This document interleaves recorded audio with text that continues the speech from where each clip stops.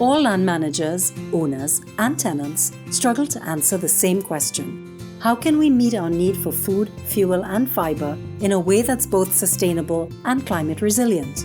Land is finite, but the demands against it are diverse and growing. Decision makers are now looking for new ways to meet their many national goals and international commitments.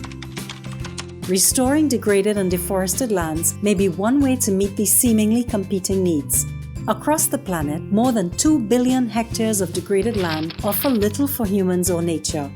We can bring health and productivity back to these lands and prepare for the needs of the future. But where to start and how to proceed?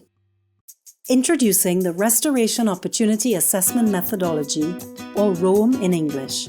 ROAM is a flexible framework for identifying restoration opportunities at national and subnational levels. ROAM can help countries, institutions, and individuals identify the best places to begin restoration, as well as what strategies to employ in different regions.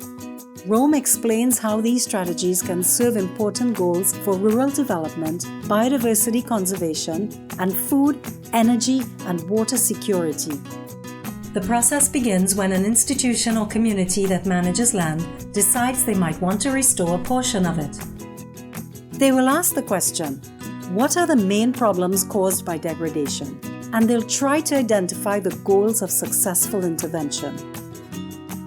With these goals in mind, an assessment team can be assembled to facilitate this process, composed of a leader, an economist, a land use specialist, and a social scientist. As ROAM is a bottom-up process, the assessment team will meet right away with key stakeholders and local experts to understand the required scope of the assessment. Will the goal be to improve water flows or to improve crop yields or wildlife habitat? Restoration activities can bring many diverse benefits. Next, the team and its local advisors will identify the kinds of degraded land in the assessment area and determine the most appropriate interventions to restore each type. Then, they will gather and analyze data on the physical and ecological aspects of the land, social and economic factors, and on the policy, legal, and institutional context for restoration. Each kind of analysis will inform the others, with the best available data joining with local knowledge to create a complete picture, even in places where data is missing. Some outputs of ROAM will highlight the costs and benefits of restoration options, the best places to start restoration, and analyses of financial options and policy instruments that need to be strengthened or put in place for success down the road. When their analysis is done, the assessment team will be able to produce maps and reports that can allow decision makers to build a coherent plan for restoration at any scale. These plans can feed into national goals or international commitments.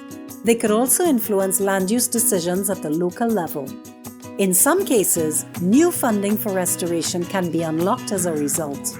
ROAM establishes the knowledge base and collaborative engagement necessary to understand land use trade-offs at a landscape scale and allow any user to begin restoring the health and productivity of degraded areas. Together, we can return a resource-strapped, degrading planet into a vibrant, productive one again.